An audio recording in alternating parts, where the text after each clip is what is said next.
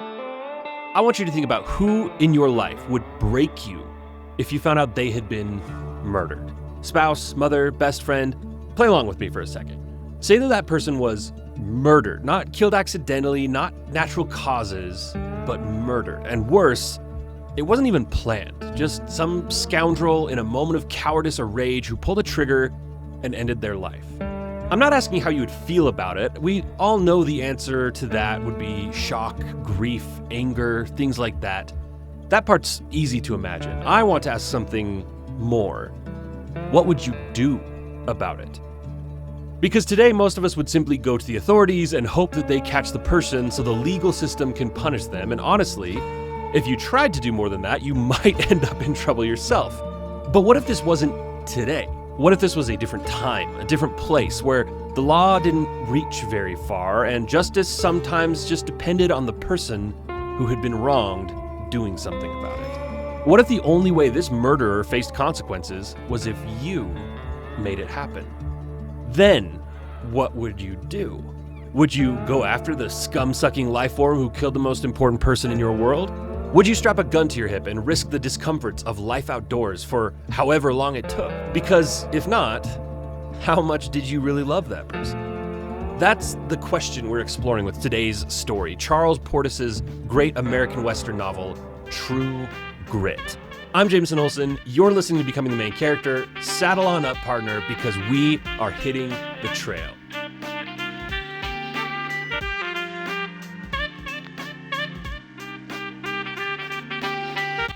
Now, before we get started, I'm guessing some of you are thinking, why has Jameson been opening every episode with these really grim POVs lately? And the answer is that my goal is to get you in the headspace of our main characters as soon as possible, so you can emotionally be on the same page as we examine them. It's just a coincidence that the last 3 stories straight have all required murder to be a part of that POV. Not every story will require that. And I can still say, even though this story does revolve around a death, it is much more easygoing than Crime and Punishment, and even to some extent, Minority Report, I would say. And one more thing, because I am betting some of you saw the length of this episode and that I titled it Part 1, and you're a little bit confused because I've released much longer stories in a single episode. The short answer is, don't dismay. The amount of content you are getting is not changing in the slightest, but as I try to figure out the game of audience growth on a platform that uses algorithms, consistently posting is one of the best things I can do, and I honestly am not able to make more stories than I currently do.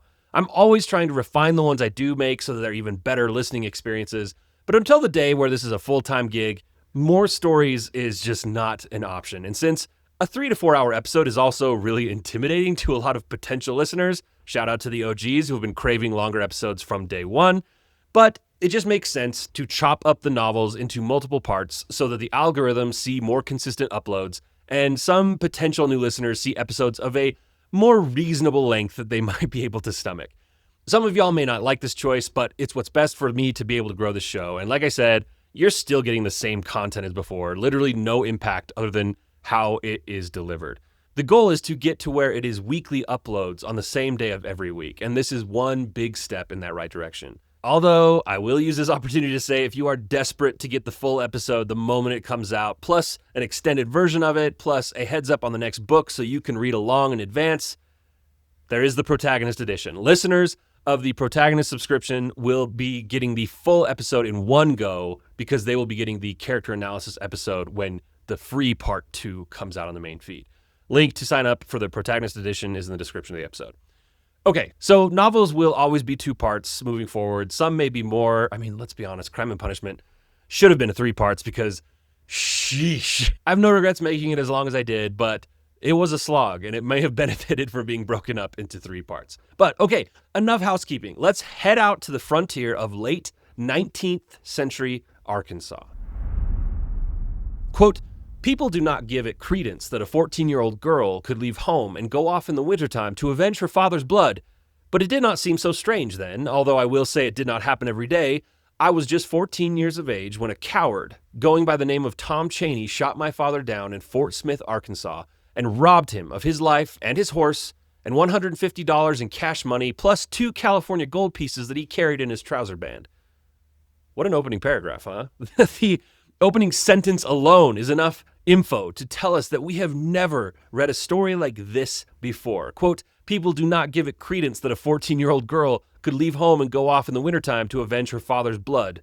But it did not seem so strange to me then, although I will say, it did not happen every day. You'll see Portis has a very matter-of-fact way of writing, but as we'll get into later, that is very intentional, and it does not mean that the storytelling feels flat. Quote, here's what happened. We had clear title to 480 acres of good bottomland on the south bank of the Arkansas River, not far from Dardanelle in Yell County, Arkansas. Tom Chaney was a tenant, but working for hire and not on shares. He turned up one day hungry and riding a gray horse that had a filthy blanket on his back and a rope halter instead of a bridle. Papa took pity on the fellow and gave him a job and a place to live.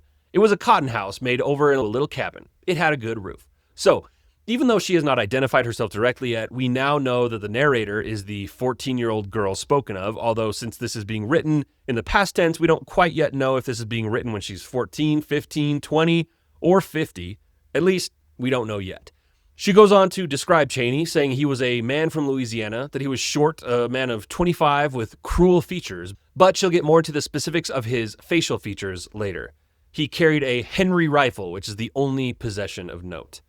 In November, the last of the cotton had sold, and Papa decided he wanted to head to Fort Smith to buy some ponies with his cotton profits. He'd heard a man named Colonel Stonehill had bought a large parcel of cow ponies from Texas drovers and had been stuck with them for a while, so he might be willing to make a deal to get rid of them, even if it was just so he didn't have to feed them over the winter. The narrator, who I'll just identify now as Mattie, that's Mattie with 2 T's, not Maddie with 2 D's, which you see all over today. But Mattie writes that her father had schemes in his head of how these Texas Mustang ponies would make good deer hunting mounts, even though the general consensus in Arkansas is that that type of horse was too small to be of any real use. But Mattie, who we quickly learn was already the family business's bookkeeper even at 14, concedes that at the price her papa thought he could get the horses for, it was a wise investment to pursue. And then we get one line where she's trying to recall that it would have been cheap enough to feed them back then at 15 cents per bushel of corn, that we can now safely guess this is not a recent retrospective as she's trying to recall the price of corn back then. Mattie is telling us this story from some time in her adulthood, which means I want to point out something to you to pay attention to as you listen without me calling attention to the specifics throughout. We have not done many first-person narrated stories on the show. Gatsby is the only one that comes to mind, and in Gatsby, the first-person narrator was actually a less significant character than the titular character. But what's the one thing about a first-person narrative? You have to wonder if the author purposefully put bias into the telling. Did the author of this book purposefully have the narrator tell the story in order to make them look good? Or with a story told this far removed from actual events, did the author decide to make the narrator's memory fuzzier and have to fill in some details? In a first-person narrative, suddenly the narration becomes a character of its own, and it's probably smart for you to ask as you hear things being said, is this what we think is the most objective description of the event? Or is this a version that the narrator prefers to tell us because it makes them look better? In real life, this happens subconsciously, so a great writer knows how to make a first-person narrative also do it subconsciously. Anyway, I'm going to try to refrain from pointing out things she says and challenging if that's narrator bias. I might do it once in a while, but I really want you to enjoy the process of examining it yourself so you can draw your own conclusions, which is why I'm calling it out now, so you have the whole story to be paying attention to it. So back to the story. We are told that when Papa set off for Fort Smith to buy the ponies, he had initially wanted Tom Chaney to stay and look after the estate. But Chaney put up a fuss saying he wanted to go to Fort Smith as well, and Papa never really was good at ordering people around. She describes him as the gentlest, most honorable man who had ever lived. Narrator bias. Just wanting to make sure you're paying attention.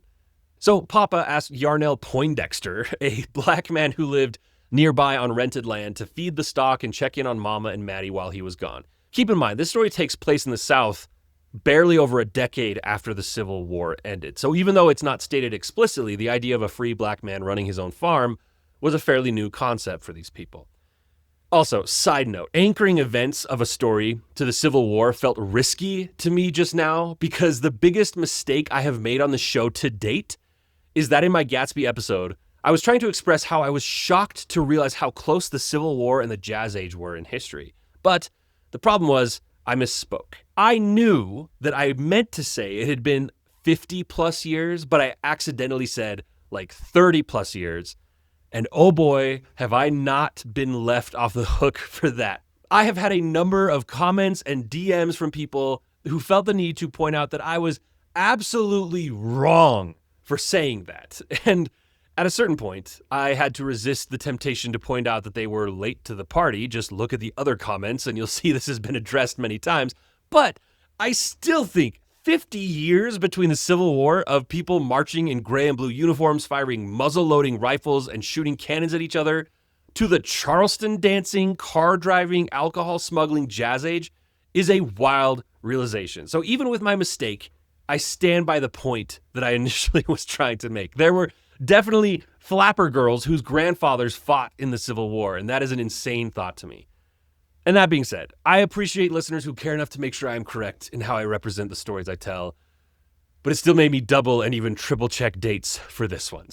So I would now like to declare that I, Jameson Olson, with 100% certainty, can say that the events of this story, which are best estimated to happen in 1878, based on statements made throughout, put its happening barely a dozen years after the end of the American Civil War, which effectively ended on April 9th, 1865, when General Robert E. Lee surrendered to Union General Ulysses S. Grant at Appomattox Courthouse, but the official end was declared on August 20th, 1866 by President Andrew Johnson.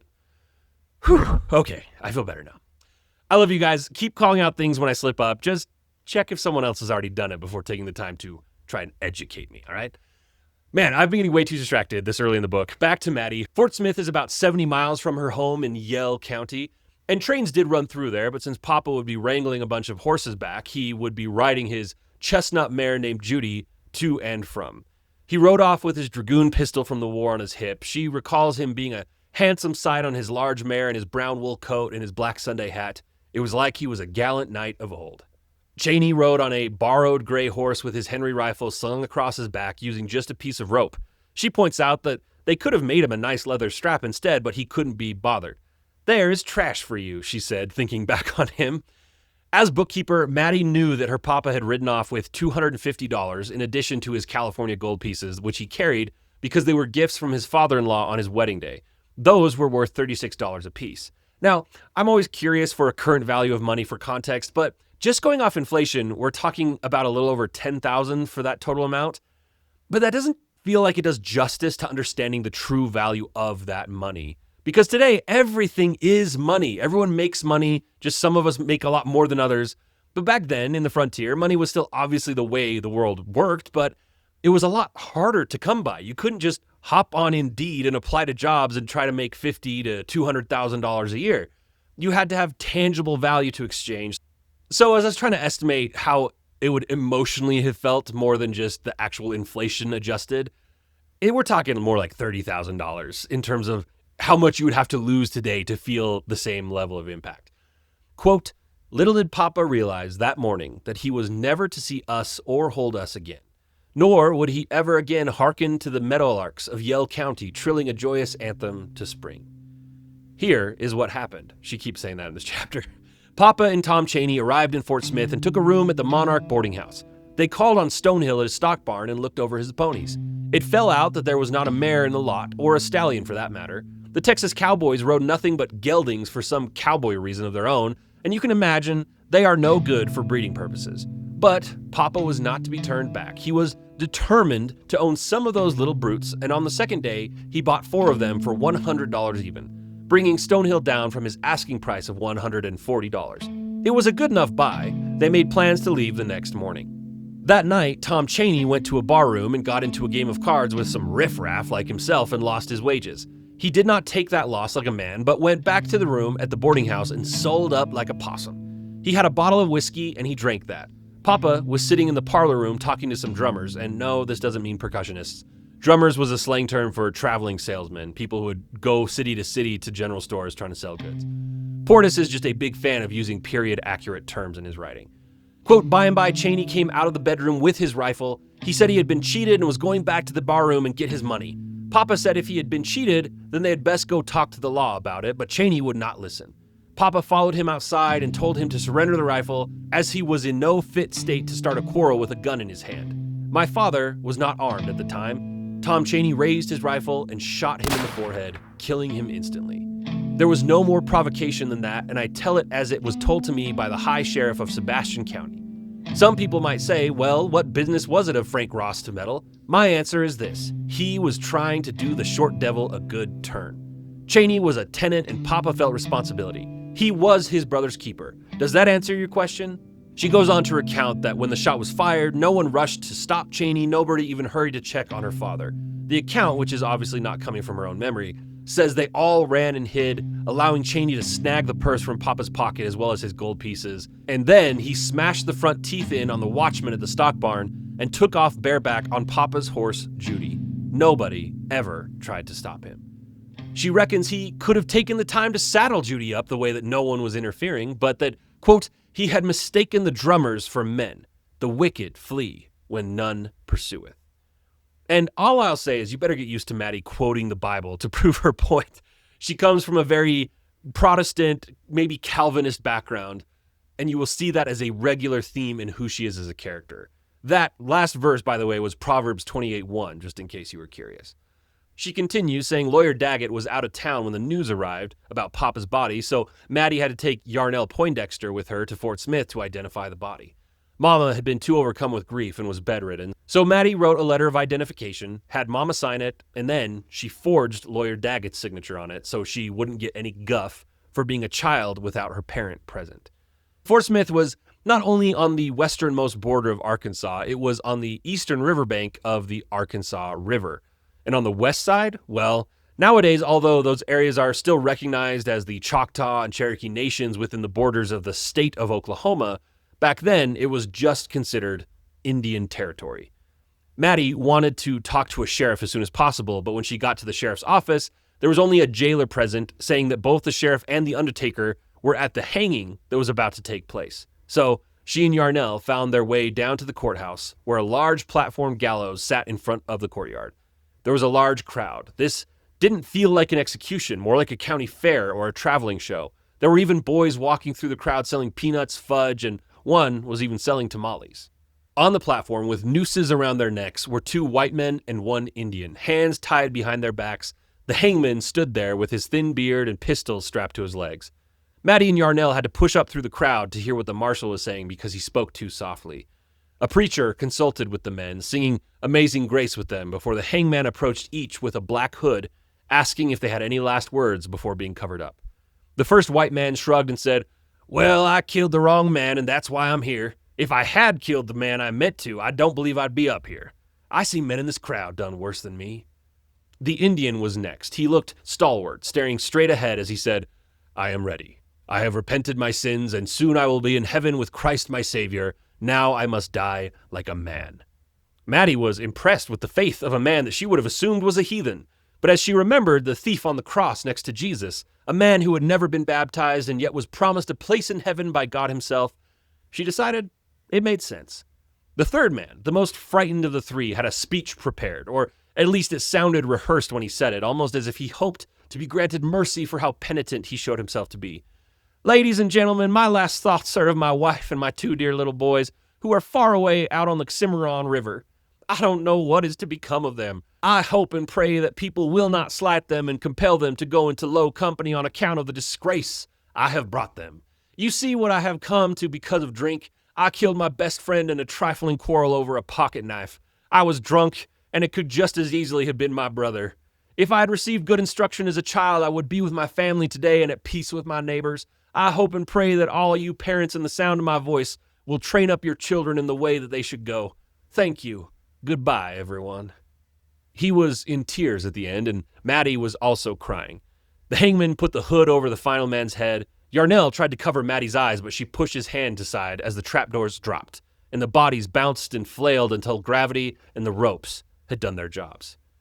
Mattie asked us to imagine how painful it would be to go straight from that scene to the undertaker's, where she had to identify her father's body. The undertaker, an Irishman, walked them to his back rooms where several empty coffins lay for those newly hung corpses, but there was one already occupied. It was Frank Ross, Mattie's beloved father.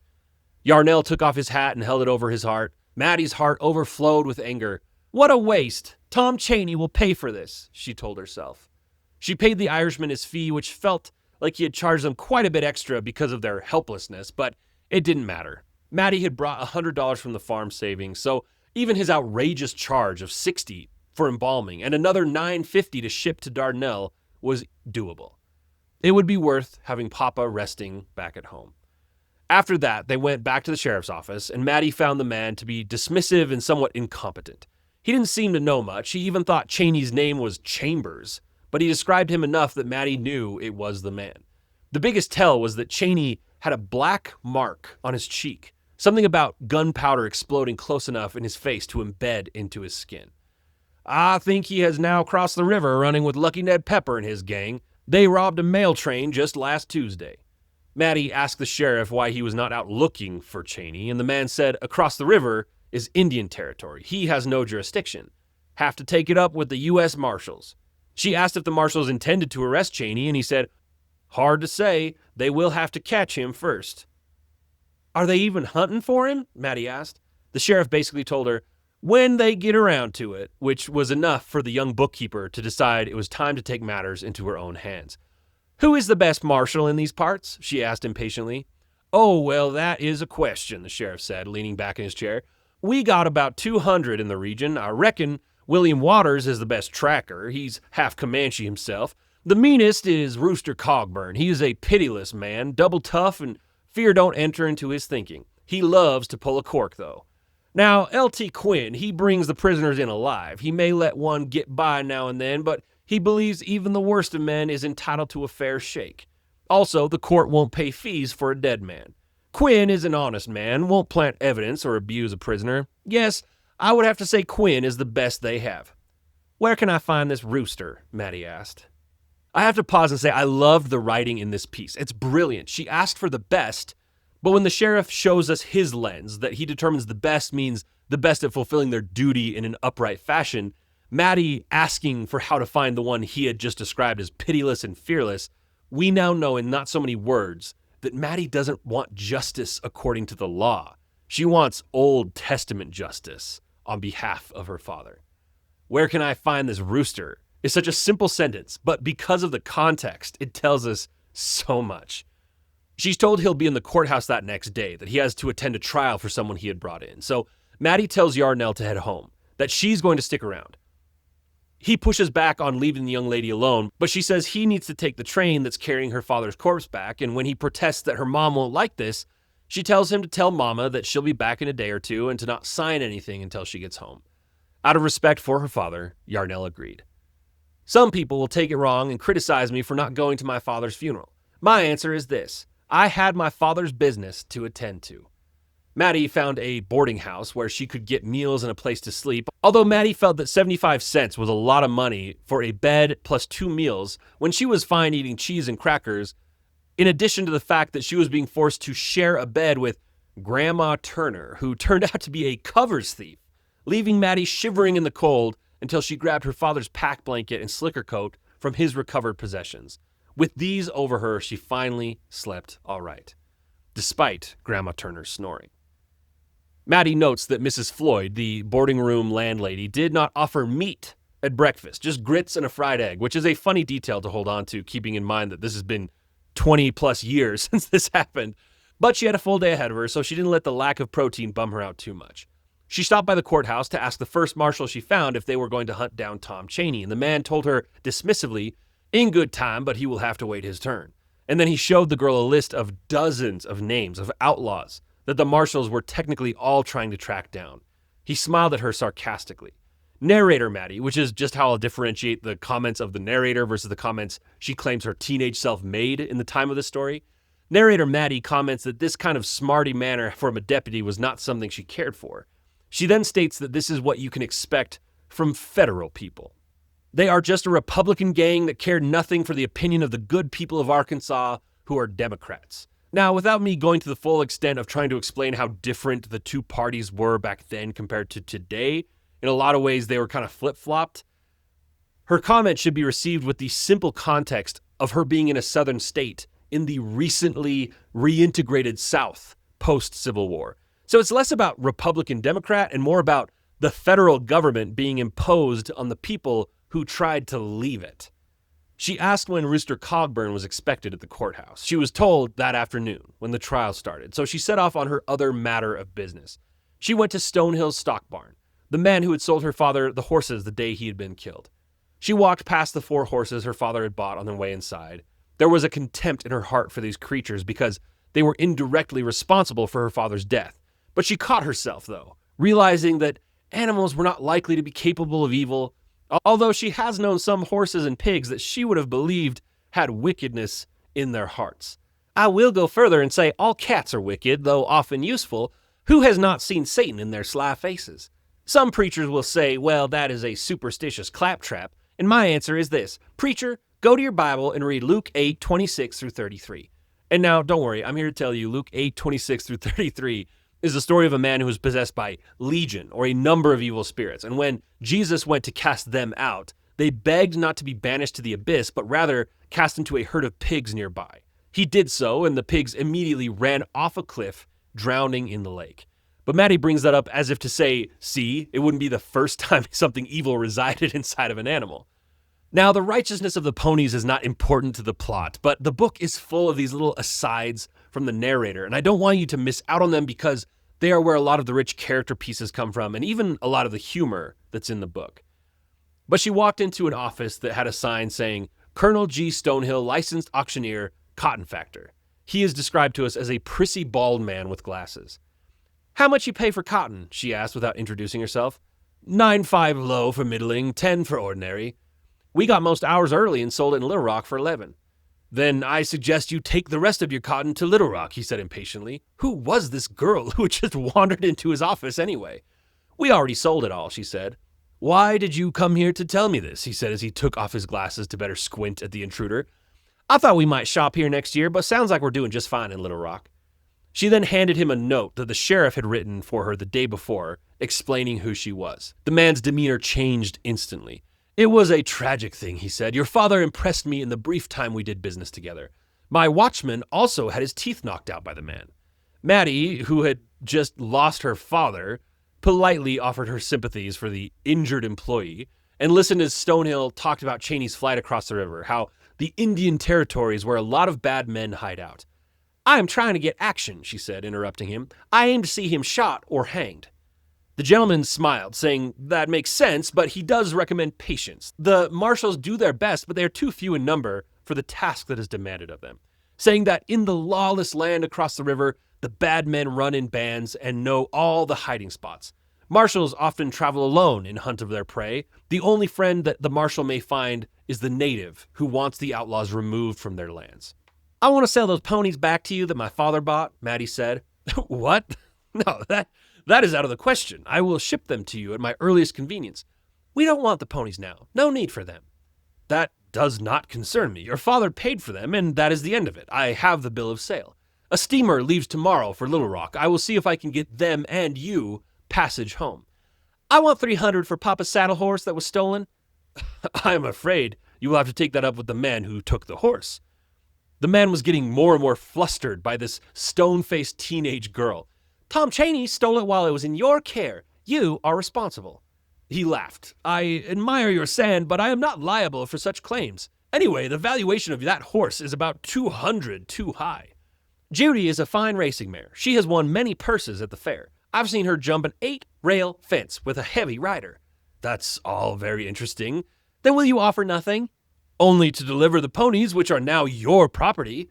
I will take it to the law, Mattie said. Do what you think is best, he said, eager to end the conversation. We will see if a widow and her 3 small children can get fair treatment in the courts of this city. My dear girl, you have no case. Lawyer J. Noble Daggett of Dardanelle, Arkansas may think differently, also a jury. Say, where is your mother? She's home in Yale County with my younger siblings. Then you will have to fetch her. I do not like to deal with children. You won't like it any better when Lawyer Daggett gets a hold of you. You are impudent. I do not wish to be, sir, but I will not be pushed around when I'm in the right. This exchange goes on for a few more pages. So now that you've got the sense of how she has successfully stood her ground to the point of getting under this man's skin, I'll summarize. He tells her to leave. She says that if she does leave, there will be no further settlement and the law will have to resolve this matter.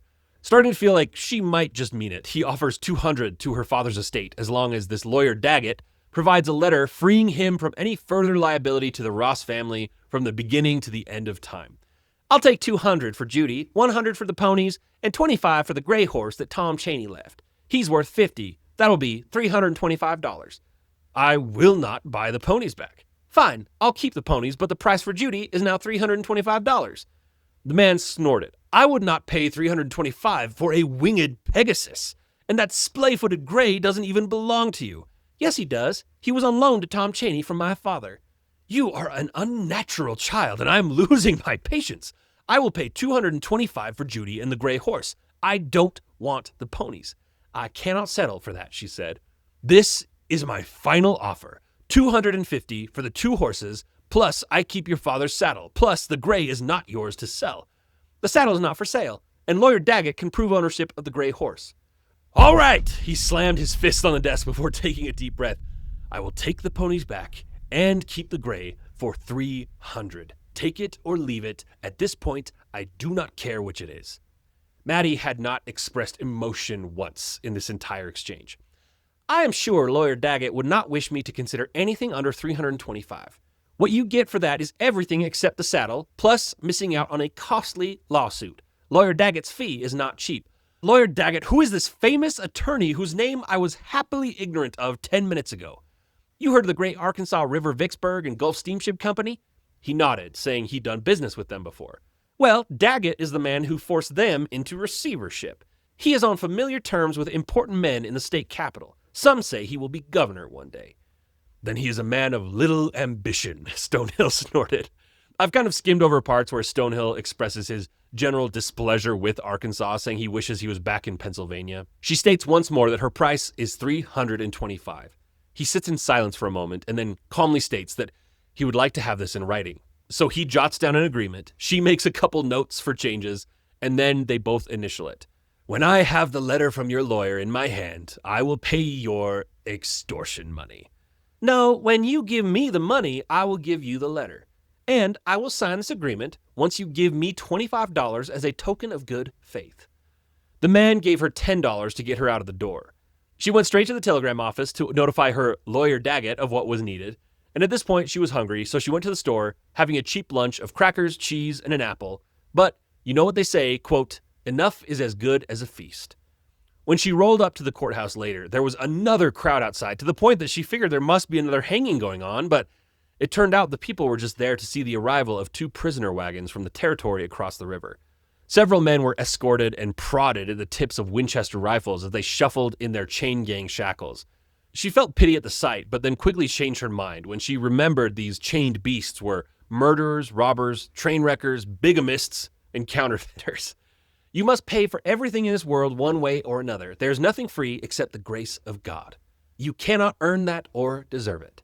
The prisoners were led into the courthouse, and the crowd shuffled about. Mattie worked her way to the front, but a bailiff tried to turn her away at the door. She was resolute when she told him that she had business with Marshal Cogburn, and the man folded immediately and let her through. She reflects that as a girl, she wasn't aware of Judge Parker's reputation, but now recounts to us that he was at odds with the federal government, who wanted him to be less harsh. His court had been nicknamed Parker's Slaughterhouse, but Judge Parker said Washington shouldn't meddle in his affairs because they are so far removed from the violence and depravity that happens on the frontier, they could not possibly know how to deal justly with men like these.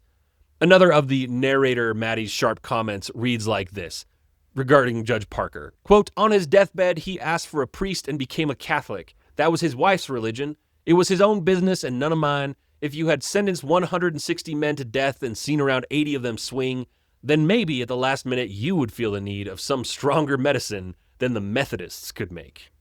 The next 10-ish pages are a transcript of the trial from that day that Mattie, as an adult, was able to procure from a newspaper who covered it. Normally, I'd summarize something like this, but this is a short enough book, and I think that hearing the full transcript play out is better experienced as the author intended. Plus, reading a court transcript is such a unique way to introduce a character. So the only note before we get into it is saying that Mattie has made a guess at which marshal was Cogburn, but it took an hour before the case he was there for called him up to the stand. And she had guessed wrong. She had picked a younger, slimmer man with a badge on his shirt and was surprised when a one-eyed Jasper built like Grover Cleveland walked up to the stand. Grover Cleveland was one of our sturdier-built presidents, if you didn't catch that implication. The transcript starts with the defending attorney, Mr. Barlow. Mr. Barlow, state your name and occupation, please. Mr. Cogburn. Reuben J. Cogburn. I am a deputy marshal for the U.S. District Court for the Western District of Arkansas, having criminal jurisdiction over the Indian Territory. Mr. Barlow. How long have you occupied such an office? Mr. Cogburn. Be 4 years in March. On November 2nd, were you carrying out your official duties? I was. Yes, sir. Did something occur on that day out of the ordinary? Yes, sir. Please describe in your own words what the occurrence was. Yes, sir.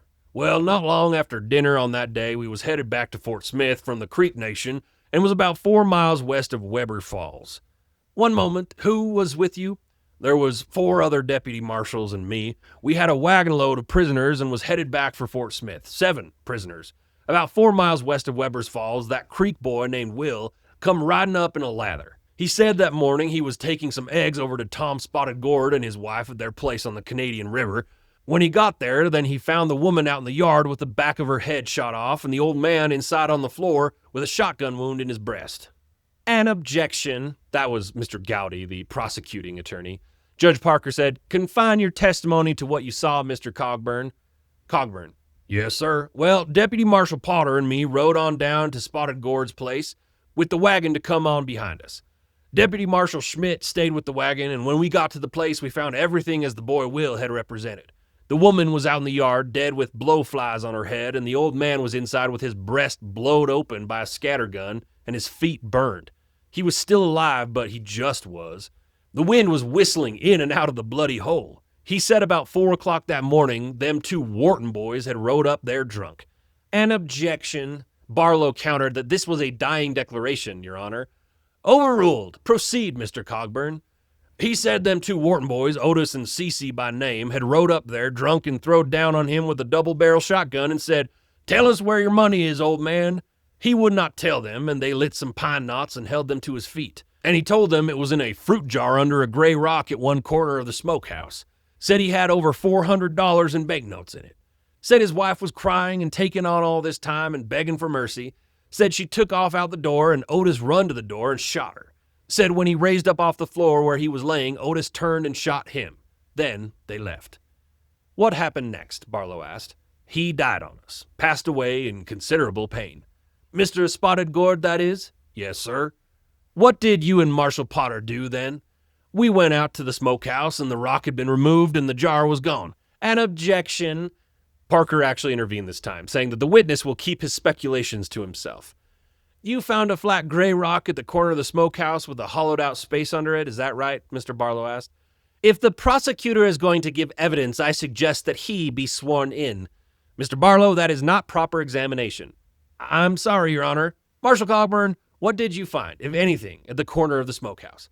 We found a gray rock with a hole right by it. What was in the hole? Nothing. No jar or nothing. And what did you do next? We waited on the wagon to come, and when it got there, we had a talk amongst ourselves as to who would ride after the Whartons. Potter and me had had dealings with them boys before, so we went. It was about a 2-hour ride up near where the North Fork strikes the Canadian. On a branch that turns into the Canadian, we got there not long before sundown. And what did you find? I had my glass, and we spotted the 2 boys and their old daddy, Aaron Wharton by name, standing down there on the creek bank with some hogs, 5 or 6 hogs. They had killed a shoat and was butchering it. It was swinging from a limb, and they had built a fire under a washpot for scalding water. We tied up our horses about a quarter of a mile down the creek and slipped along foot through the brush so we could get the drop on them. When we showed, I told the old man, Aaron Wharton, that we was U.S. Marshals and we needed to talk to his boys. He picked up an axe and commenced to cussing us and blackguarding this court. What did you do? Mr. Barlow asked. I started backing away from the axe and tried to talk some sense into him. While this was going on, C.C. Wharton edged over by the washpot behind the steam and picked up a shotgun that was laying up against a saw log. Potter seen him do that, but it was too late. Before he could get off a shot, C.C. Wharton pulled down on him with one barrel and then turned to do the same for me with the other. I shot him, and when the old man swung the axe, I shot him as well. Otis lit out for the creek, and I shot him. Aaron Wharton and C.C. Wharton was dead when they hit the ground. Otis Wharton was just winged. Mr. Barlow, then what happened? Mr. Cogburn, well, it was all over. I dragged Otis Wharton over to the blackjack tree and cuffed his arms and legs around it with him sitting down. I tended to Potter's wounds with my handkerchief as best I could. He was in a bad way. I went up to the shack and Aaron Wharton's squaw was there, but she would not talk. I searched the premise and found a quart jar under some stove wood that had banknotes in it to the tune of $420. And what happened to Marshall Potter? He died in this city 6 days later of septic fever, leaving a wife and 6 babies. An objection, Mr. Gowdy said. Strike the comment, the judge ordered. What became of Otis Wharton? Cogburn pointed at the defendant and said, oh, shoot, no. Oh, no. Okay, I just am realizing now that I have been mixing up defending and prosecuting attorney, and I'm going to be honest, I don't feel like going back and re-recording that. So just know Mr. Barlow is the prosecuting attorney working with Cogburn, trying to put this Otis Wharton in jail, and Mr. Gowdy is the defending attorney. I apologize for that mistake. But when Mr. Barlow asked what became of Otis Wharton, Cogburn pointed at the defendant and said, there he sits. Mr. Barlow said, you may ask away, Mr. Gowdy. So Mr. Gowdy now stands up and says, thank you, Mr. Barlow. How long did you say you had been a deputy marshal, Mr. Cogburn? Going on 4 years. How many men have you shot in that time? An objection, Barlow said. Gowdy replied, there is more to the shooting than meets the eye, Your Honor. I am trying to establish the bias of the witness. The objection is overruled, Judge Parker said. How many, Mr. Cogburn? I never shot nobody I didn't have to. That was not the question. I asked how many. Shot or killed? Let us restrict ourselves to killed so that we may have a manageable figure. How many people have you killed since you became a marshal for this court? Around 12 or 15. Stopping men in flight and defending myself. Around 12 or 15. So many that you cannot keep a precise count. Remember that you are under oath. I have examined the records, and a more accurate figure is readily available. Come on now, how many? I believe them 2 Whartons made 23. I felt sure it would come to you with a little effort. Now let us see, 23 dead men in 4 years. That comes to about 6 men a year. It is dangerous work. So it would seem. And yet how much more dangerous for those luckless individuals who find themselves being arrested by you. How many members of this one family, the Wharton family, have you killed? Your Honor, I think counsel should be advised that the marshal is not the defendant in this action, Mr. Barlow said. Mr. Gowdy replied, Your Honor, my client and his deceased father and brother were provoked into a gun battle by this man Cogburn. Last spring, he shot and killed Aaron Wharton's oldest son, and on November 2nd, he fairly leaped at the chance to massacre the rest of the family. I will prove that. This assassin, Cogburn, has been too long clothed with the authority of an honorable court. The only way I can prove my client's innocence is by bringing out the facts of those 2 related shootings together with a searching review of Cogburn's methods. All the other principals, including Marshal Potter, are conveniently dead. That will do, Mr. Gowdy, Judge Parker said. Restrain yourself. We shall hear your argument later. The defense will be given every latitude. I do not think the indiscriminate use of such words as massacre and assassin will bring us any nearer the truth. Pray continue with your cross-examination. Thank you, Your Honor. Mr. Cogburn, did you know the late Dub Wharton, brother to the defendant Otis Wharton? I had to shoot him in self-defense last April in the Going Snake district of the Cherokee Nation. How did that come about? I was trying to serve a warrant on him for selling ardent spirits to the Cherokees. It was not the first one. He come at me with a king bolt and said, Rooster, I'm going to punch that other eye out. I defended myself. He was armed with nothing more than a king bolt from a wagon tongue? I didn't know what else he had. I only saw he had that. I've seen men badly tore up with things no bigger than a king bolt. Were you yourself armed? Yes, sir. I had a handgun. What kind of handgun? 44-40 Colt's revolver? Is it not true that you walked in upon him in the dead of night with that revolver in your hand and gave him no warning? I had pulled it, yes, sir. Was the weapon loaded and cocked? Yes, sir. Were you holding it behind you or in any way concealing it? No, sir. Are you saying that Dub Wharton advanced into the muzzle of that cocked revolver with nothing more than a small piece of iron in his hand? That was the way of it. It is a passing strange. Now, is it not true that on November 2nd, you appeared before Aaron Wharton and his two sons in a similar, menacing manner, which is to say, you sprang upon them from cover with the same deadly 6-shot revolver in your hand?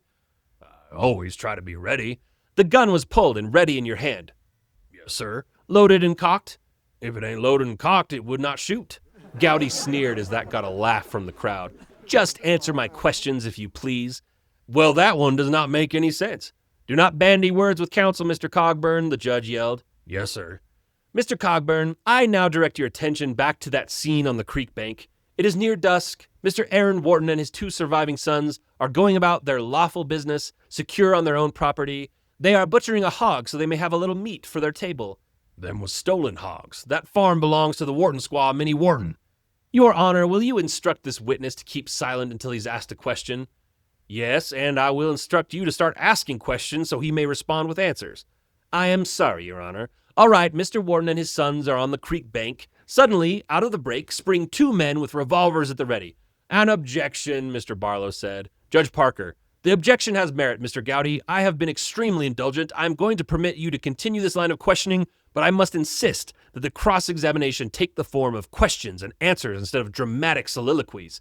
And I will caution you that this had best lead to something substantial and fairly soon. Thank you, Your Honor. If the court will bear with me for a time, my client has expressed fears about the severity of this court, but I have reassured him that no man in his noble republic loves truth and justice and mercy more than Judge Isaac Parker. You are out of order, Mr. Gowdy, Parker said. Yes, sir. All right. Now, Mr. Cogburn, when you and Marshal Potter sprang from the brush, what was Aaron Wharton's reaction on seeing you? He picked up an axe and commenced to cussing us. An instinctive reflex against a sudden danger. Was that the nature of the move? I don't know what that means. You would not have made such a move yourself. If it was me and Potter with the drop, I would have done what I was told. Yes, exactly. You and Potter. We can agree that the Whartons were in peril of their lives. All right, let us go back to yet another earlier scene. At the Spotted Gourd home, around the wagon. Who was in charge of that wagon? Deputy Marshal Schmidt. He did not want to go to the Wharton place, did he? We talked about it some, and he agreed Potter and me should go. But at first, he did not want you to go, did he, knowing there was bad blood between you and the Whartons? He must have wanted me to go, or he would not have sent me. You had to persuade him, did you not? I knowed the Whartons, and I was afraid somebody would get killed going up against them. Yes, you might have been killed yourself. You mistake my meaning. 3 murdering thieves might have got loose and gone to kill somebody else, but you are right that I might have been killed myself. It was mighty close, and it was no light matter to me. Nor to me. You are truly one of nature's survivors, Mr. Cogburn, and I do not make light of your gift. I believe you testified that you backed away from Aaron Wharton. That is right. You were backing away? Yes, sir. He had the axe raised. And which direction were you going? Well, I always go backwards when I'm backing up. Another laugh from the audience made Mr. Gowdy even more angry, but he tried to restrain himself in the name of professionalism. I appreciate the humor of that remark. Aaron Wharton was standing by the wash pot when you arrived? It was more like squatting. He was stoking up the fire underneath the pot. And where was the axe? Right there at his hand. Now, you say you had a cocked revolver clearly visible in your hand, and yet he picked up that axe and advanced on you, somewhat in the manner of Dub Wharton with that nail or rolled up paper or whatever it was that he had in his hand? Yes, sir. Commenced to cussing and laying about with threats. And you were backing away. You were moving away from the direction of the wash pot. Yes, sir. How far back did you get before the shooting started? About 7 or 8 steps. Meaning Aaron Wharton advanced on you about the same distance, 7 or 8 steps? Something like that. What would that be, about 16 feet? Sounds about right. All right. Will you explain to the jury why his body was found immediately by the washpot, with one arm in the fire, his sleeve and hand smoldering? I don't think that's where he was. Did you move the body after you had shot him? No, sir. You did not drag his body back to the fire? No, sir. I don't think that's where it was. 2 witnesses who arrived on the scene moments after the shooting will testify to the location of the body. You don't remember moving the body? If that's where it was, I might have moved him. I don't remember it. Why did you place the upper part of his body in the fire? Well, I didn't do it. Then you did not move him, and he was not advancing upon you at all. Or you did move him and throw his body in the flames. Which? Make up your mind. Them hogs was rooting around. They might have moved him. Hogs indeed. Mr. Gowdy, darkness is upon us. Do you think you can finish with this witness in the next few minutes? I will need more time, Your Honor. Very well. You may resume at 8:30 o'clock tomorrow morning. Mr. Cogburn, you will return to the witness stand at that time. The jury will not talk to others or converse amongst themselves about the case. The defendant is remanded to custody. And scene. Okay.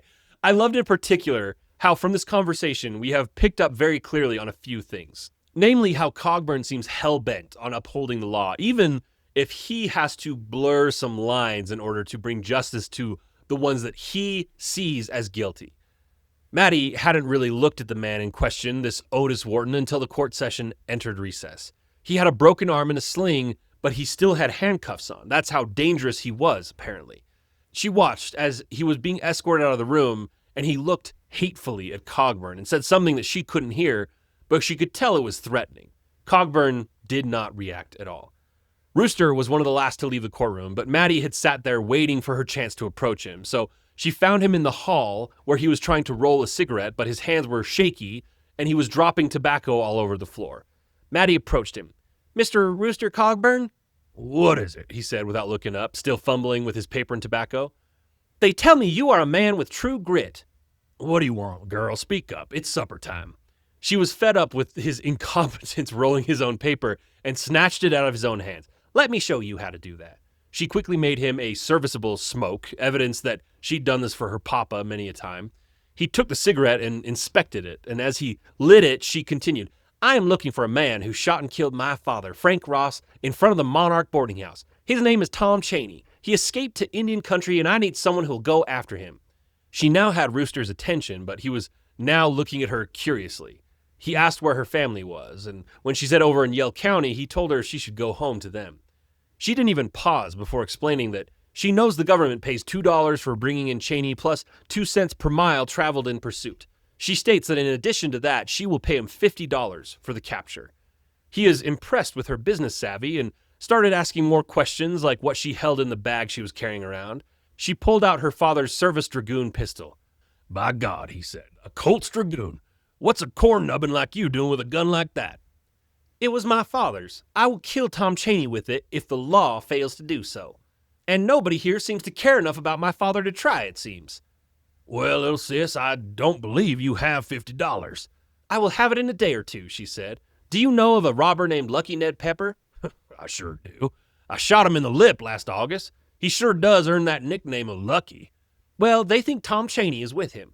Well, I still don't believe you have the money, baby sister, but if you're hungry, you can come home with me and we can talk more over supper. So she followed him to a Chinese grocery store in town and walked to the back rooms where Rooster had a bed crammed into a corner in the same space as the kitchen. Mattie, Rooster, and Lee, the Chinese man who owned the store, sat around a small table together. After eating a meal that was as rough as the men she was dining with, Lee lit up his pipe while Rooster poured whiskey into a tin cup.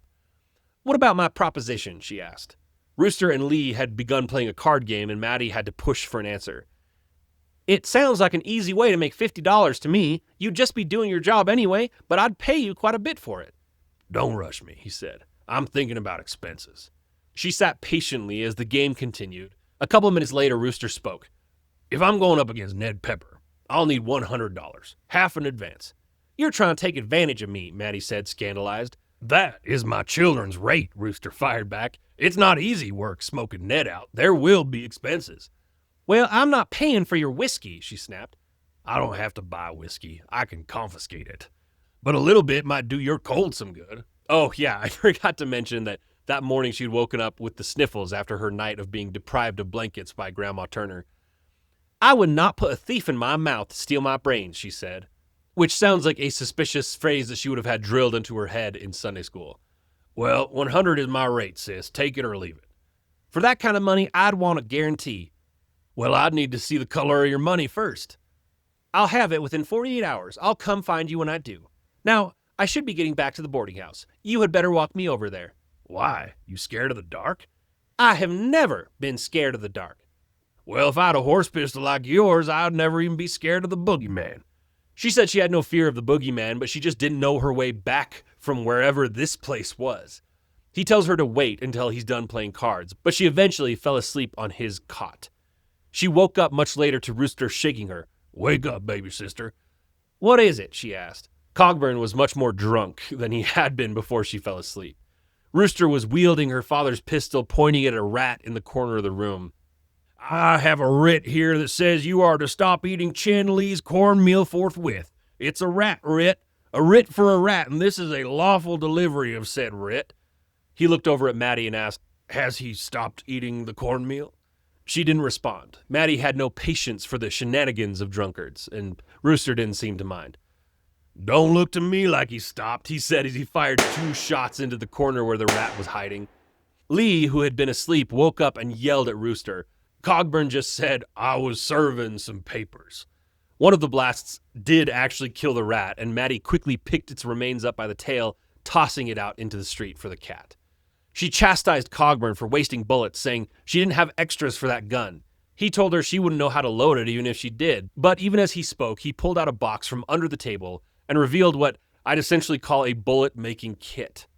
Cartridges of different sizes, lead balls, copper caps, and a tin full of gunpowder. He examined the cartridges in the gun and proceeded to start making replacements. With a slur in his speech, he said that gun was too big for her anyway, but she said she would not be parted with Papa's revolver.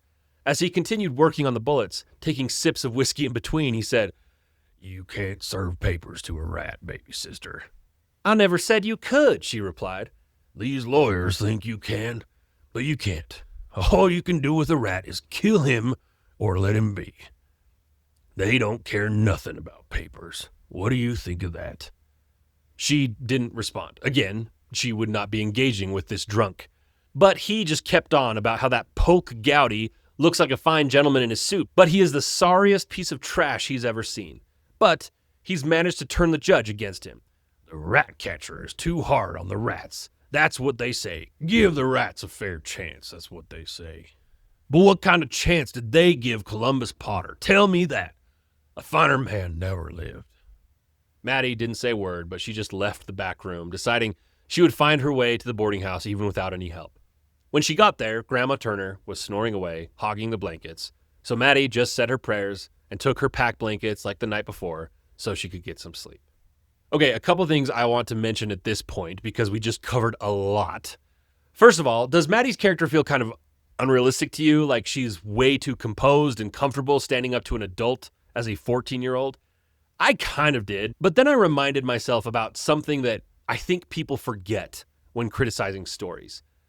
If you're an ordinary person, you probably aren't doing much that's story-worthy. It at least takes a normal person signing up for an extraordinary circumstance to make a story, but oftentimes it also takes an extraordinary person to make it interesting enough for us to care about. And so even though we can accurately say 99.9% of teenagers would not behave like Mattie Ross, that's why we don't have a story like this where it's a normal teenager, because that teenager would have gone home and let the law handle things like she has already been told to do twice. So yes, she is almost comically too grown up for her own good, but that's what makes this a story worth reading. Plus, there are those who read her behavior as her trauma response to her father's death. The fact that Mama has been bedridden shows that with Papa gone, Mattie kind of sees herself as the adult in the family. So one way to read this is it's her purposefully being this determined and ornery purely because if she doesn't, who else will? So even though I personally wouldn't sign up to read 100 books with teenage characters being more obstinate and sure of themselves than the adults in the story, that is kind of the novelty of this story, which makes it interesting. Plus, don't forget the unreliability of a first-person narrator retelling their own youth. So who can say if she really was this buttoned up, or if it's just how adult Mattie wants to remember her younger self? There's so many possible layers to it, honestly. Okay, and second, I want to point out little details that I only understood once I researched names dropped. But there is plenty of evidence that Charles Portis loved his home state of Arkansas and wanted to see it celebrated more. Now, be honest, if I asked you to name the first 10 U.S. states that popped into your head, for most of you, Arkansas doesn't make the list. Not even the top 20. Anything after that, I feel like any state left is fair game, if I asked who would be in the top 30 that come to mind. But Portis seemingly felt a lot of pride and often wrote characters who would leave home only to return back to their familiar surroundings after going on their adventure, which he did himself. He did the whole New York City writer thing, but he ultimately made it back to his home state in the South.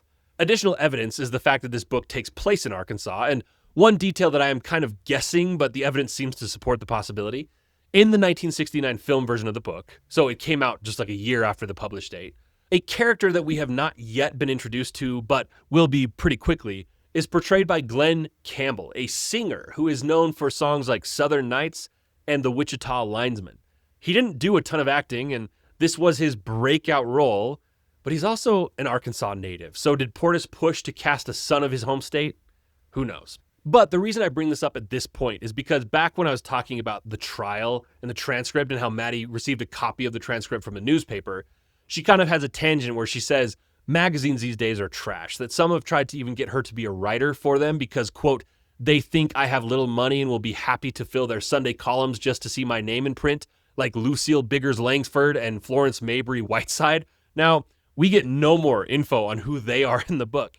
But when I looked them up, they are both Arkansas female writers who, as implied, wrote a lot, but were never really given the recognition or compensation they may have deserved. So, like I said, when you get into the real details of not only this book, but Portis's whole shtick as a writer, it feels like he wanted to do his part to honor his homeland, which I think is pretty cool.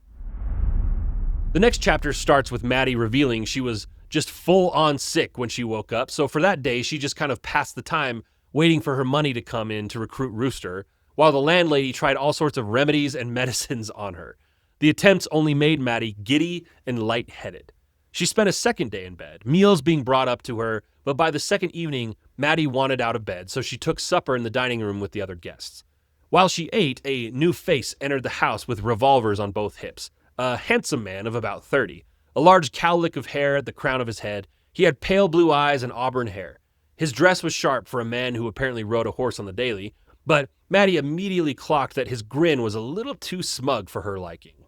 He sat at the table to eat, but the landlady asked him to remove his spurs first. She didn't want her already chewed up furniture getting eaten up by them. He apologized, removing them and also unbuckling his gun belt, slinging it over the back of his chair.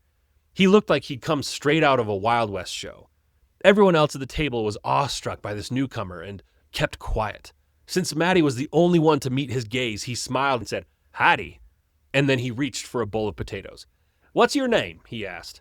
"Puddin' and Tame," she said flatly, and in case you've never heard that before, at one point in history, there was a very snarky response when someone asked you your name, and you said, "Pudding and Tame, ask me again, I'll tell you the same." So this is being implied with just the first half. His smile got even bigger at the attitude and said that he'd venture her name was Mattie Ross. "How do you know that?" she said in surprise.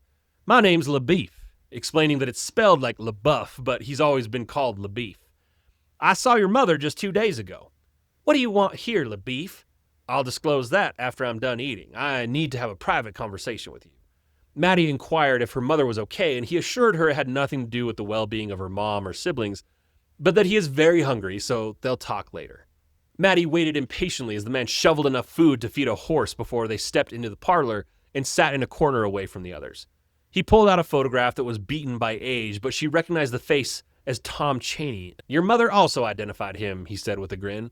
"His real name is Theron Chelmsford. He shot and killed a state senator named Bibbs in Waco, Texas. I've been on his trail for 4 months." "Why have you not caught him in that time?" she asked. "Oh, he's a crafty one," LaBeef said, grinning much too confidently. LaBeef showed documentation to prove he was a Texas Ranger and tells the story of how Chaney, aka Chelmsford, killed the senator because Chaney had already killed the man's dog, claiming the animal was advancing on him aggressively. When the dog's owner, Bibb, confronted the man, Chaney shot him too. He then tells her that he'd stopped by the sheriff's before coming here and that he'd been told little Mattie Ross was looking for a man to hunt Chelmsford across the river in Indian Territory. "I've found a man for the job," she said, suspicious. "Who is it?" "His name's Cogburn. He's a federal court U.S. Marshal. He's the toughest one they have, and he is familiar with Ned Pepper, the gang where Chaney is holed up with now." That's smart. You will need a federal man to pursue him there. I was hoping to find someone who knew this territory to help me. I have to make the capture legal, or the courts in Texas may throw it out and rob me of my reward. Maybe I should team up with your marshal. Well, you'll have to talk to Rooster Cogburn about that. It would be our mutual advantage, LaBeef said. He knows the land, and I know Chelmsford. It's a two-man job at least to take him alive.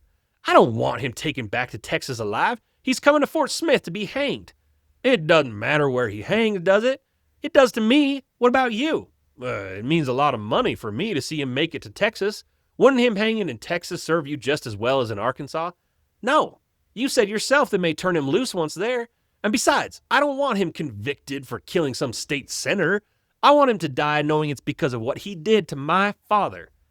Well, maybe I'll just have to talk to this Marshal Cogburn about it, LaBeef said. Mattie quickly realized that she had made a mistake opening up to the stranger so quickly. She claimed she would have been more on her guard if he had been ugly instead of nice-looking. I guess pretty privilege has always existed. But she also defends her poor judgment, saying she was still getting over her illness. She started firing pretty sharp comments back at LaBeef over their disagreement, even lying, claiming that Rooster had gone to Little Rock and wouldn't be back for several days. Then I will wait several days, the Ranger said. You'd be better off getting you another marshal. I have already made an agreement with Cogburn. I'll look into it, he said. I don't think your mother would want you getting mixed up with this kind of enterprise. Well, if I, like you, had gone 4 months hunting a man as easy to recognize as Cain with that mark on his face, I wouldn't waste my breath telling other people what to do. His smile faded for the first time.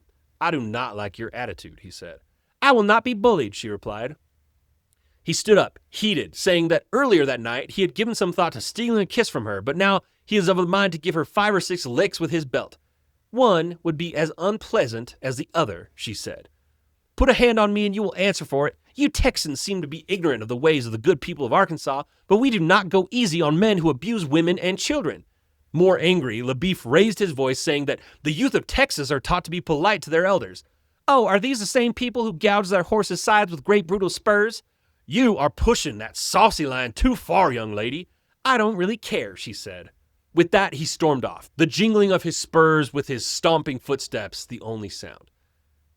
Now, I need to do a better job of keeping track of the best burns in the books that I cover, but in the face of being told someone wanted to kiss you but now wants to beat you, to then say one would be as unpleasant as the other is just an absolute fatality, in my opinion. That man's ego just got set back 5 years by that one comment. Mattie woke the next morning feeling better, but still a little wobbly. A letter had come for her from Lawyer Daggett. It was the notarized letter so she could collect her money from Colonel Stonehill. There was a personal note from Lawyer Daggett included for her, where he asked her to do him the courtesy of not making arrangements without his prior knowledge anymore. He does admit she landed a good deal with this one, but warns her that her headstrong ways will get her in trouble someday. He lets her know that her father's funeral service was pleasant, presided over by Owen Hardy, and he mentions her mother is eager for her to return, and he is also eager to close out the matter of her father's estate, so please come home without delay. Because remember, back home they have no idea what she's actually planning. They think she's just there to close out this deal. Mattie's first thought after reading it is, if you want something done right, you have to do it yourself. Because, in her opinion, Owen Hardy was a wool-hatted crank that should not have presided over her father's service. Quote, knowing the gospel and preaching it are two different things. But she concedes she could not be in 2 places at once. She visited Stonehill to collect her money and found that he was even more sick than she had been. He wanted to write her a check, but she demanded cash. He said she would have to come back when the bank was open for him to collect it.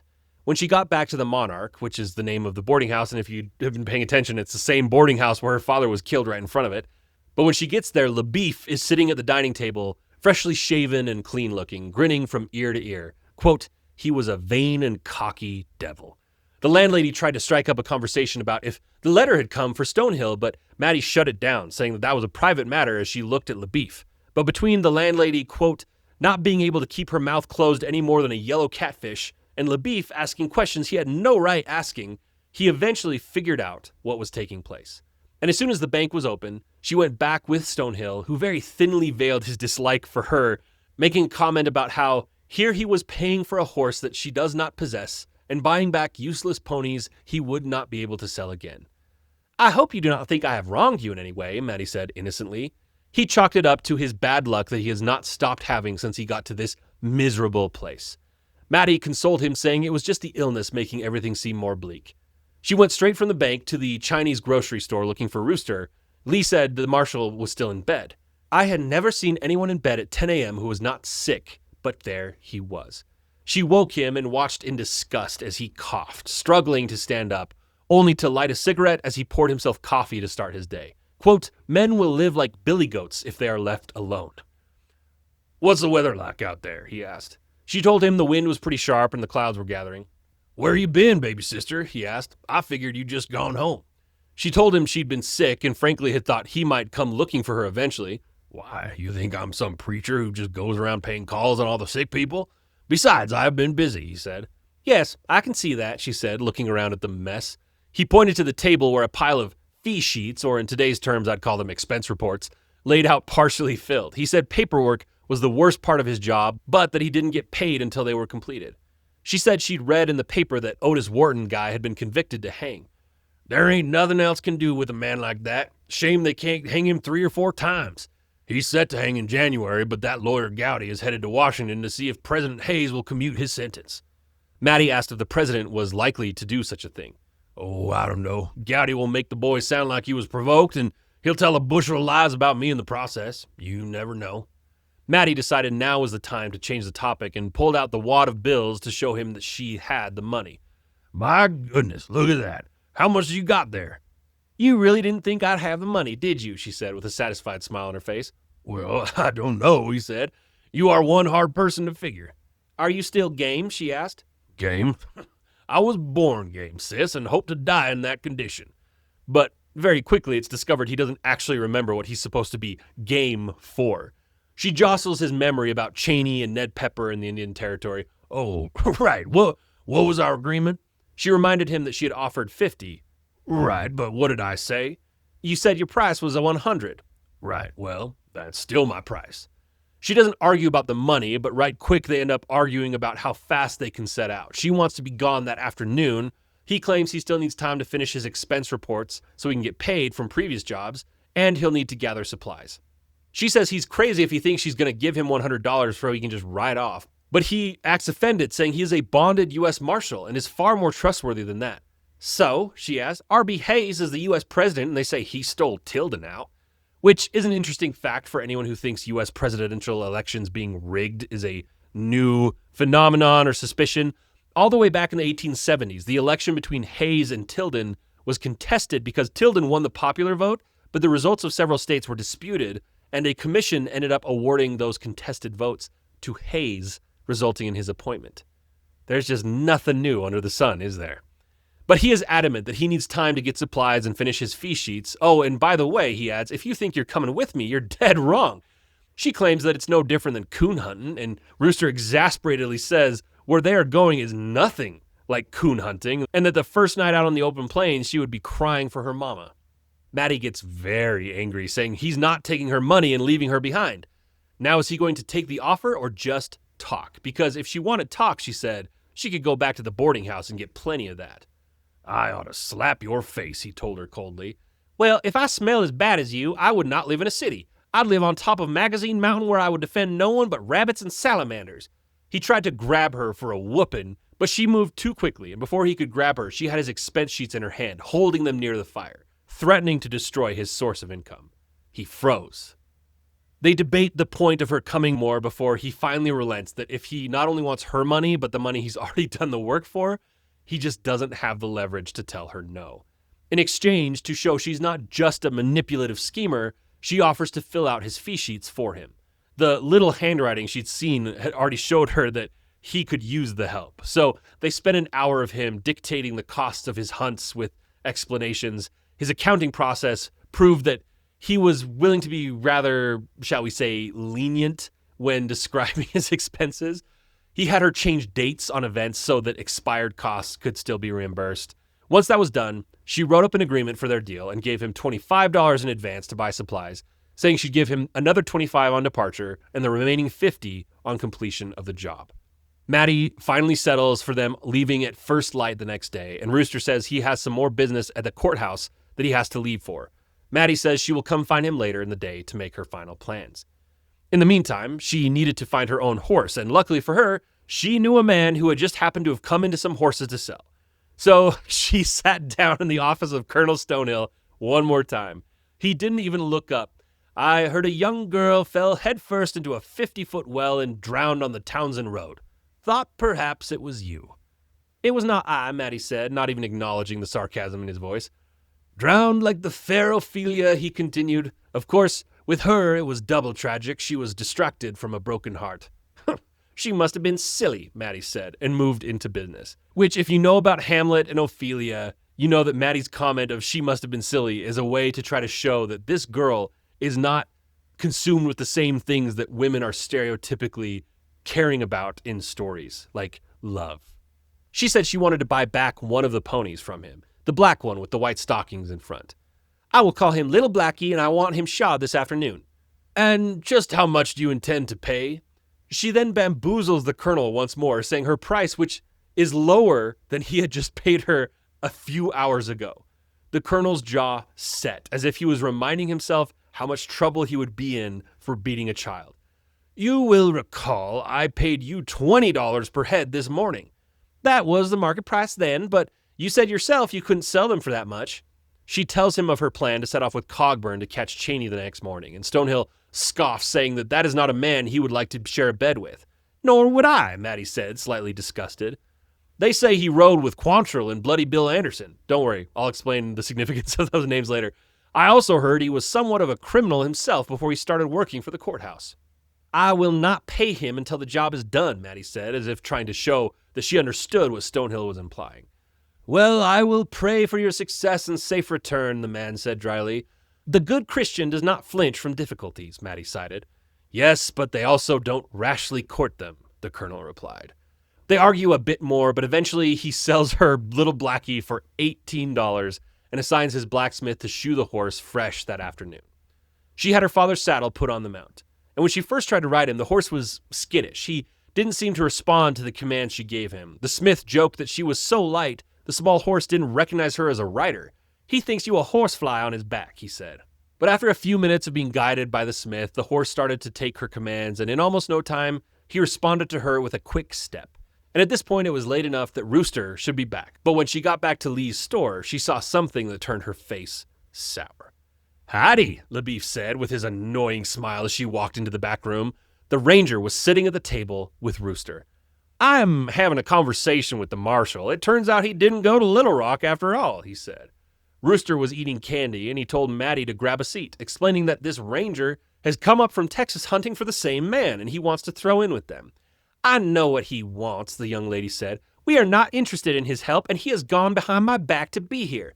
Well, what's the trouble? Cogburn asked. Mattie lays out the reasons why she and LaBeef don't see eye to eye, that she wants Cheney hung or shot in answer for her father's murders in Arkansas, while LaBeef wants to drag him back to Texas for a bunch of money in answer for the death of some useless state senator. The marshal is working for me, she said, looking at LaBeef. I am paying him. How much are you paying him? He asked. That's not your concern, Mattie said. He turned to the marshal. How much is she paying you? Enough, Rooster replied. Is she paying you $500? Rooster's hand froze halfway up from popping another candy in his mouth. That's what the governor of Texas is offering for the return of Chelmsford. What are the terms? Cogburn asked. Payment on conviction. Well, we might have to kill him. Plus, what if they don't convict him? That's where it gets interesting, LaBeef said. The Bibb family has put up $1,500 of their own money. Their terms only require him to be delivered to the local sheriff, alive or dead. They pay as soon as he's identified. Rooster perked up. Well, that is more to my liking. LaBeef's pitch is that if they bring him in, he keeps the state fee, which is less guaranteed, but it would also cover his past months of hunting the man down, but that they would split the family bounty down the middle, $750 each. Now, keep in mind with our actual value versus emotional money from earlier, this would have been a couple years, if not more, worth of salary, probably. So Rooster could see Mattie's scowl and asked her what her problem was with him making some extra money if they still got the man. She raised the same point of wanting him to be explicitly punished for killing her father, saying, I don't care how many dogs or fat men he killed in Texas. Well, you can tell that to his face when we've caught him. You can spit on him and make him eat sand if you like. But before we can do anything to punish him, we have to catch him. and having this ranger along will make that possibility quite a bit higher. When I have paid for something, I will have it my way, she said defiantly. LaBeef cut in. She's not going anyway. I don't even understand this conversation. I don't consult little children with my business. Run home. Your mama wants you. Mattie tells him to run home himself. Nobody asked him to come here with his big spurs. I told her she could go, Rooster said reluctantly, which kicks off a whole new argument about how a grown man can take orders from a little girl. Rooster's pride kicks in, and he says maybe he'll just catch Cheney himself and collect all the reward money. But the ranger is quick to say that Rooster doesn't know the courts down there and will likely not get a conviction with his famously rough ways of treating prisoners. But turning back to the initial argument, he says that the marshal should just leave the girl behind. He'll get her man, which is all he's contracted to do. Having her along will only jeopardize their success rate. Rooster starts to talk like maybe he agrees with LaBeef, but Mattie calls him out for hiding his true greed under a guise of wanting to protect her. I must think about myself some too, sis, the marshal said. And with an almost sad look in his eyes, he promised her they would get her man, and that's all that really matters. She demands her $25 back since this, as far as she's concerned, is a breach of contract. She gets explosively mad when he tells her he's already spent it on supplies. She calls that a lie, saying he's just trying to cheat her out of $25, and threatens legal action against him as she stormed out of the store.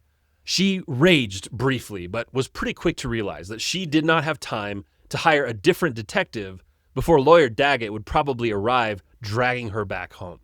So as much as it angered her, she planned to head out with Rooster the next morning, even if that dumb LaBeef was with him. She spent the rest of the day prepping her gear, asking the landlady to make a bunch of biscuits and bacon for her food storage, and she rolled her blankets up with her slicker and other gear. She wore her father's big coat over her own. It completely engulfed her, but all it took was a belt to cinch around the waist, and it served pretty well as a full-length overcoat. Her hat was not warm enough for the approaching winter, so she also used Papa's hat, but she had to stuff it with magazine pages so it would fit on her smaller head. The plan Rooster had pitched her before she'd stormed off involved meeting at the ferry at first light, so she slept in the back room of the stable where little Blackie was being kept, and she paid the groomsman a dime to feed Blackie a few hours before dawn and to wake her 1 hour before the sun.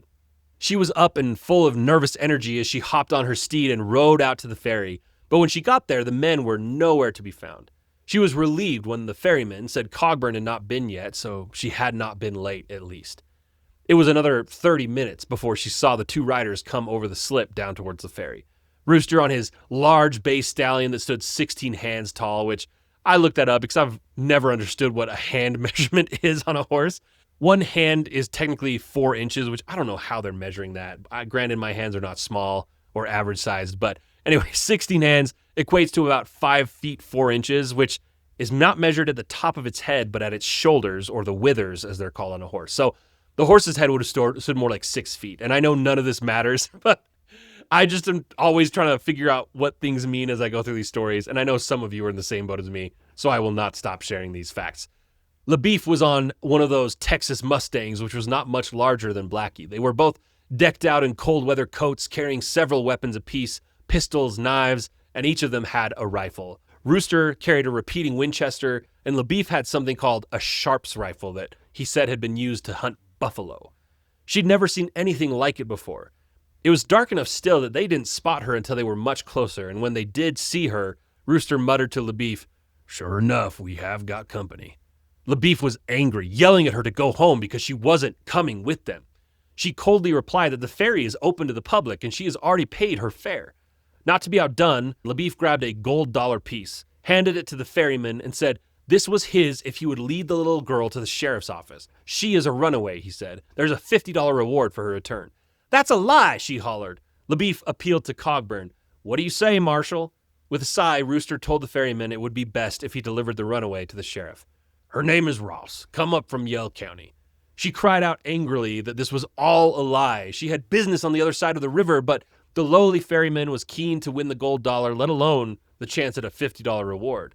He grabbed Blackie by the muzzle and started to lead him up the hill while his coworker began to ferry the lawmen across the river. They had made it up half of the hill when Mattie finally made up her mind. She acted panicked, saying there was something wrong with her hat. The young man stopped, confused, and looked at her just as she swiped the hat off her head and smacked him in the face with it. That was just enough to make him let go of Blackie's reins, and she kicked the pony to turn around, heading back for the river. A little below where the ferry was, the river got narrower than anywhere else, so she dug her heels into Blackie, knowing the only way to get him to plunge into that cold water was to make him run so fast he couldn't think about it. She looked up to see Cogburn and LaBeef staring at her in disbelief from the crossing ferry as she hit the water. Quickly, she realized she had been stupid to think of crossing at the narrowest part. The narrowest part is always the deepest, but she was up to her waist in water, and Blackie was lifting his neck up to keep his head above. When they got to the bank on the other side, he struggled to climb up for a bit, but when they were clear, the horse shook himself free of the loose water, and Mattie was soaked half to death. But smiling, she looked back at the ferry. She had beaten them across. As soon as the ferry landed, LaBeef rode up, ordering her to go back, but when she said no, they tried plan B, which was to lose her by galloping as fast as they could. What a foolish plan, she thought, pitying horses so heavily loaded with men and hardware against a pony so lightly burdened as Blackie. She easily kept pace with them, no matter how hard they rode their horses. Blackie seemed to be having the time of his life, running free with so light of a rider. They rode for several miles before the men gave up on plan B, but apparently LaBeef had a plan C. "Come here," he said. "I want to talk to you." She kept her distance, saying she could hear him from there. The two men consulted each other in private before LaBeef yelled again, saying if she doesn't turn back, he will whip her. Mattie Ross did not reply. LaBeef picked up a rock and threw it in her direction, but he was far enough away it landed about 50 yards short. "That's about the dumbest thing I ever saw," she said. "It sounds to me like you want to be whipped," he yelled. "You won't be whipping anybody," she called. Looking ready to bite his own tongue in anger, LaBeef turned back to Rooster. They spoke a little more in hushed tones before he climbed on his horse, and they continued to ride, and she continued to follow. There were plenty of hills in eastern Oklahoma, and sometimes she'd lose sight of the men as they crested a slope in front of her, but she never panicked. She knew she'd regain visibility, and even if they tried to take off out of sight, she'd catch up easily enough. But she did know they would be up to some sort of stunt. But she could not have expected what came next. In a valley between two hills, there was a creek that ran through a forest of oaks and cedars, and Mattie had just begun to cross the stream when the two men popped out of the bushes on their horses. LaBeef jumped down and pulled her off of Blackie. He twisted her arm behind her back and pinned it down with his knee. She struggled, but the Texan was too much for her. "Now we will see what tune you sing," he hollered as he took a willow switch he had snagged off a tree and rolled up her pant leg enough to expose her calf above her boot. He licked her a couple times, claiming he would stripe her leg up good. "See what good it does you," she cried rebelliously, but even her defiant attitude could not keep her from crying at the pain. She looked up to see Rooster just sitting there, looking uncertain about the scene, but doing nothing about it. "Are you going to let him do this?" she cried. LaBeef continued to bring the switch down on her leg, his knee digging into her arm and back. Rooster sighed, throwing his cigarette on the ground, saying, "No, I don't believe I will." He told LaBeef to put his switch away. She's already got the best of them. They're too far away to send her back on her own now. The ranger paid no mind. He was in a frenzy, unleashing his pent-up fury that had been building up in him all day. "You hear me, LaBeef?" The Texan stopped just long enough to look up at Rooster and say, "I'm going ahead with what I started." Rooster reached for his cedar-handled revolver, cocking it with a thumb and pointing it at LaBeef. "It'll be the biggest mistake you ever made, you Texas brush popper." LaBeef, stunned at how quickly the tables had turned, tossed the switch and stood up, looking annoyed. "You have been on her side all along, Cogburn. You think bringing her is the right thing? I can tell you, you are doing the wrong thing."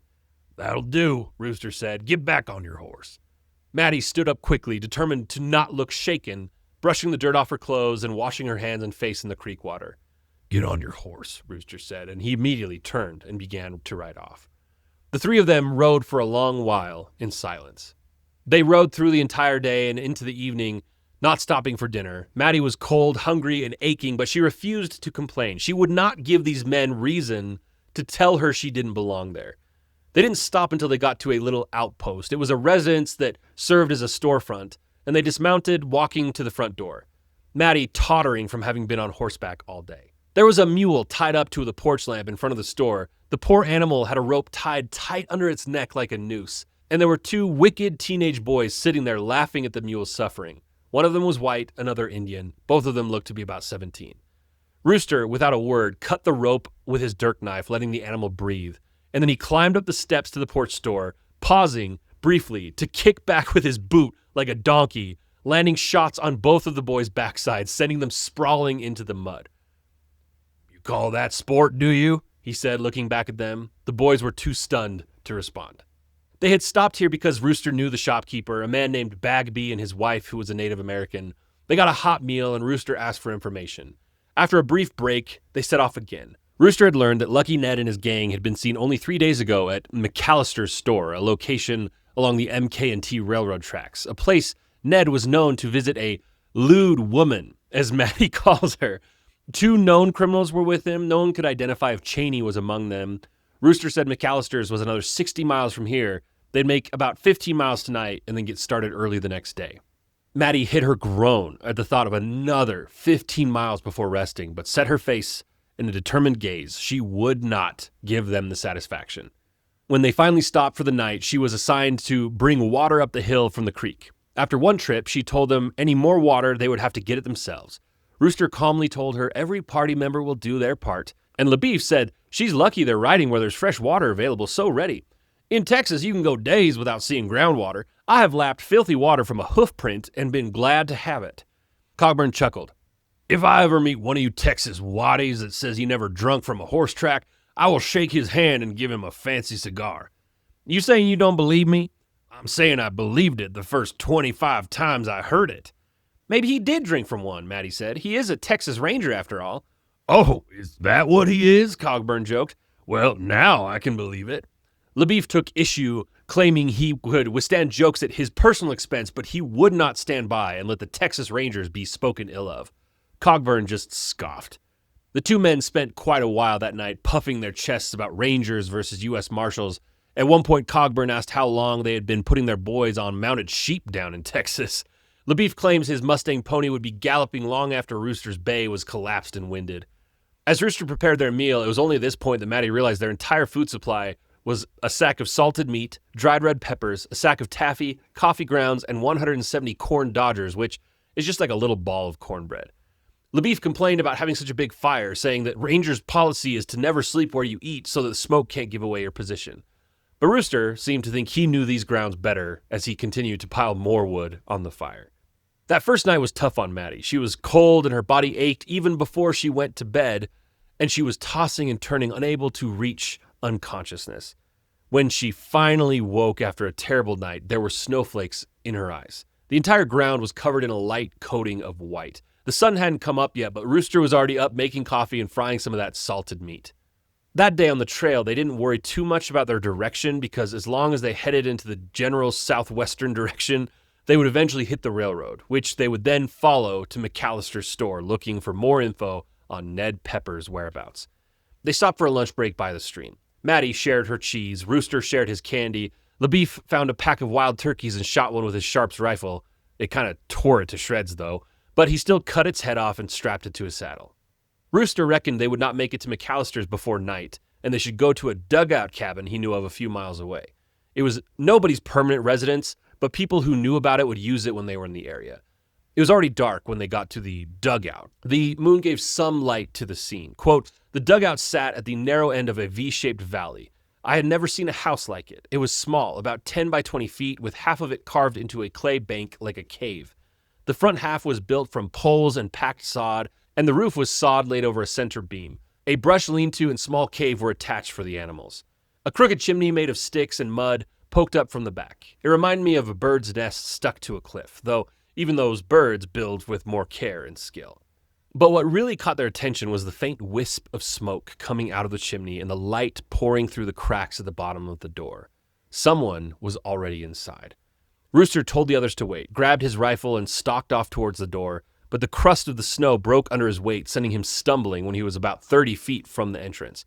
The door opened a few inches, and they could see the outline of a head poking out looking at them. He was holding a revolver. "Who's there?" the voice said. Rooster said that they were 3 of them looking for shelter for the night. "No room here," and with that, the door closed again. Without a word, Rooster beckoned for LaBeef to join him, and the ranger told Mattie to keep her distance. Rooster handed LaBeef his deerskin coat and instructed him to climb the clay bank above the hut so he could get onto the roof. And on Rooster's mark, LaBeef covered the chimney with the deerskin, completely cutting off the ventilation of smoke. It took about a minute before the voices inside began to panic. They heard the hissing sound of water being thrown on coals before the door opened enough for someone to start firing a shotgun blindly, the shots landing nowhere near anybody. Rooster fired several times into the door. One of the blasts was met with the whelp of pain from an unknown inside. Rooster yelled that he was a federal officer and they should speak up right quick about how many are inside and who they are. "A Methodist and a son of a bitch," came the insolent reply. "You had better keep riding." Rooster paused and then said, "Is that Emmett Quincy?" The voice said they didn't know any Emmett Quincy. "Quincy, I know it's you. This is Rooster Cogburn. I got Columbus Potter and 5 more marshals out here with me. We got a bucket of coal oil. We're about to burn this place down. Come out with your hands up and you won't be harmed. Once the oil goes down the chimney, we'll kill anybody that comes out." "There's only 3 of you," the voice hollered. "You willing to bet your life on that?" Rooster said menacingly. "Moon can't walk. He's hit," the voice said. "Well, drag him out." There was silence for a beat, and then, "Okay, we're coming out. Tell those other officers to be careful with their guns." The door flung open and several guns were tossed out before 2 men exited, one supporting the other who was limping badly. The lawmen made them lie on their bellies in the snow and tied them up before searching for any more weapons on them. Quincy had a Bowie knife in his boot and a tiny gambler's pistol in the other. He claimed to have forgotten about them, but Rooster still gave him a good kick in the ribs. They were ushered back into the hut with their hands tied. Quincy and Moon were what they were called, both in their 20s, although Moon looked much younger based on how frightened he seemed. Rooster bound his leg to slow the bleeding and put the men together in steel handcuffs. There was a large pot of food over the fire. It looked like grits at first, but Mattie found out it was a native dish called softki. "You boys expecting company?" Rooster asked. They claimed it was just for both their dinner and breakfast. "What are you boys doing around here? Stealing stock? Peddling spirits? You seem way too jumpy to be innocent." Quincy claimed they had nothing on him. "Maybe not," Cogburn said, "but I've got some papers for John Doe warrants that I could tailor up for you. Plus, you fired at a federal officer. That's a year right there." Moon whined about his leg hurting, and Rooster said he better try not moving if he doesn't want to bleed out. "When was the last time you saw your old partner, Ned Pepper?" the marshal asked. "Ned Pepper?" Quincy asked, puzzled. "I don't know him. Who is that?"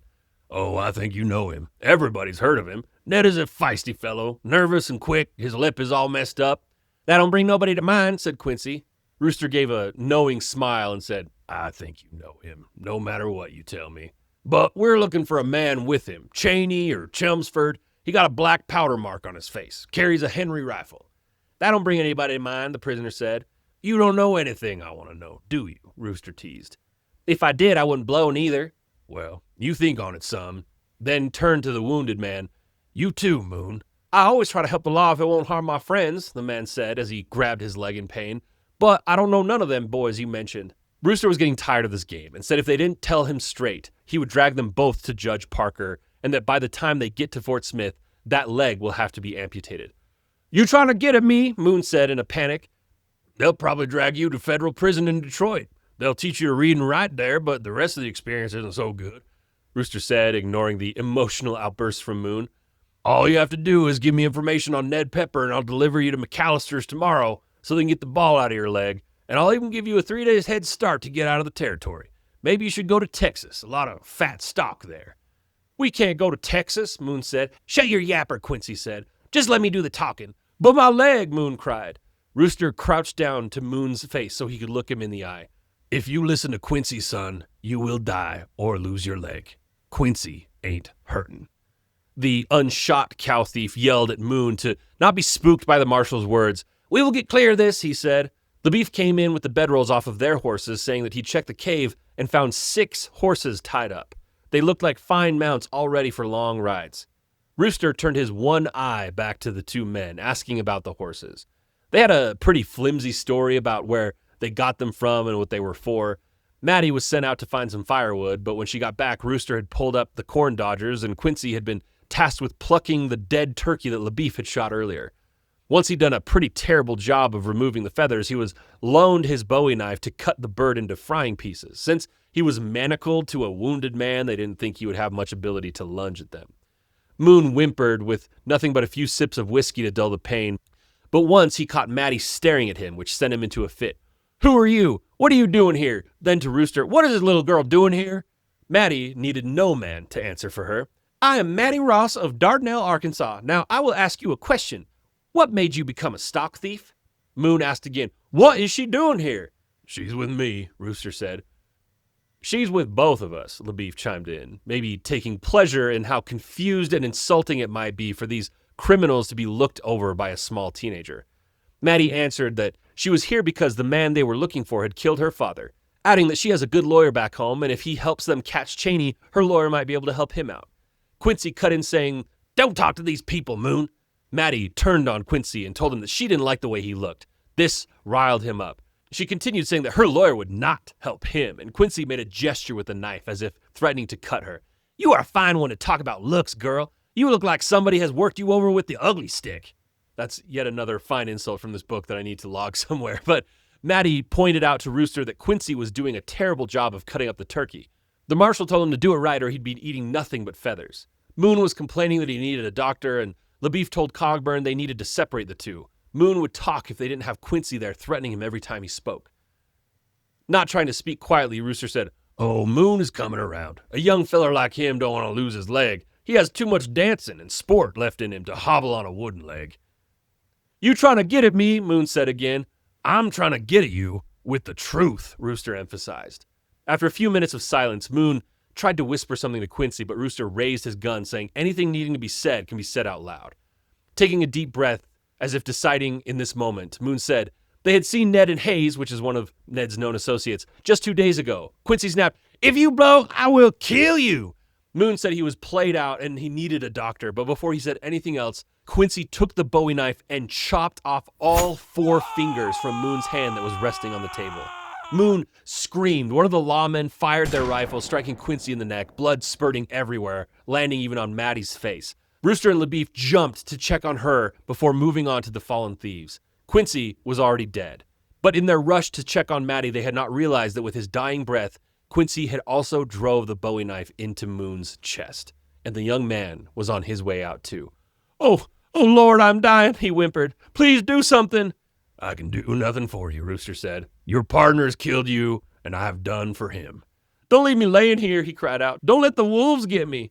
"Oh, we'll bury you proper," Rooster said, "as long as you tell me about Ned." The dying man said the plan was for he and Quincy to hang out here with remounts for Ned and his boys to switch to after they robbed the Katy Flyer, which I learned is just a slang term for the MKT train, meaning Missouri, Kansas, Texas line. It was a passenger train that had a security car with a safe. There should be a lot of money on it. "There's 4 of them?" Rooster asked. "They wanted 4 horses. I don't know for sure how many of them there was." They asked about Cheney, but he hadn't seen a man with a powder burn on his face. "When are they supposed to be here?" the marshal asked. Moon was already fading fast. "I thought they'd be here by now," he said, asking for a favor, saying his brother is a Methodist preacher in southern Texas, and he asked them to sell all of his possessions and send the money to his brother. Mattie asked if he wanted them to tell his brother what had happened. He said it didn't matter. His brother already knew about his lifestyle. "I will meet him later walking the streets of glory." Unimpressed, Rooster said, "Don't be looking for Quincy there." Sorry, that was like a low-key one of my favorite lines in the book. Just don't be looking for Quincy in heaven. Moon was dead within the next few minutes, and they searched the corpses for anything useful.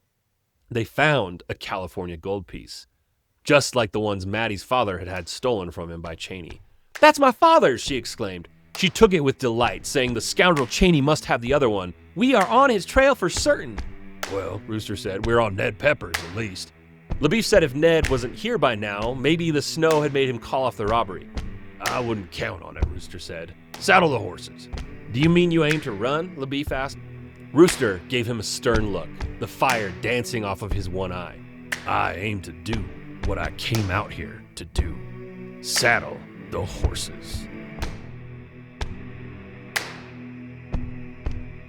And that, my friends, is where I'm going to end this episode. We will be back next week with part 2 of this Western tale.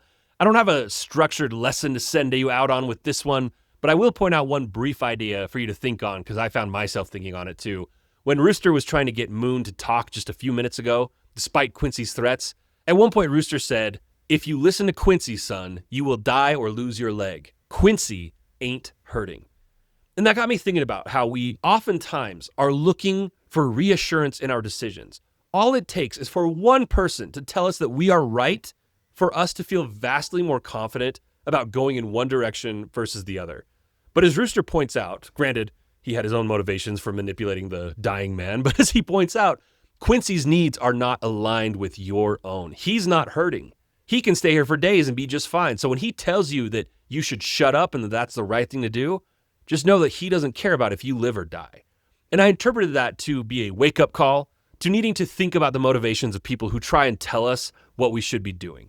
A demanding boyfriend or girlfriend, a disingenuous manager at work, quite frankly, a majority of politicians. There are all sorts of people who will tell you what you should be doing. And oftentimes it's comforting to have someone tell us that this is the right thing to do because we have doubts about our own judgment. But not everyone will care about your well-being, and they will be quick to try and leverage you to their advantage. So just think about that this week. And also think about Mattie's role as the narrator and how this telling of her story from decades ago in her life may suffer not only from narrator bias, but from her filling in details that she may have forgotten in that time.